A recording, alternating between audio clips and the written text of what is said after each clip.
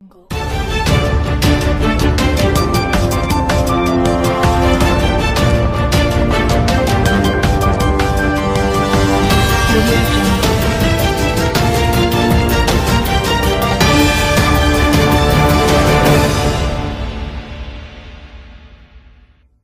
Evening दर्शक तो स्वागत कर चैनल को। तो आज हूँ 22 मे 2024 बुधवार। एवं आंचलिक पाणीपाग विज्ञान केन्द्र पक्षर एक बड़ खबर सामना को आसी। बर्तमान जहाँ सूचना मिलूँ ओडिशा रे पड़िबनी बात्या प्रभाव जारी रहिबो कालबैशाखी वर्षा। सूचना अनुसार सृष्टि है लघुचाप 24 रे नेब अवगत रूप। ए नहीं सूचना देइछन्ति आईएमडी डीजी मनोरमा महांती। से कहिसन्ति जे गतकालीर घूर्णिबलय प्रभाव आज दक्षिण पश्चिम और बाष्पवती पश्चिम केन्द्र तलग्न उत्तर तमिलनाडु दक्षिण आंध्रप्रदेश उपकूल एक लघुचाप क्षेत्र सृष्टि होइछि।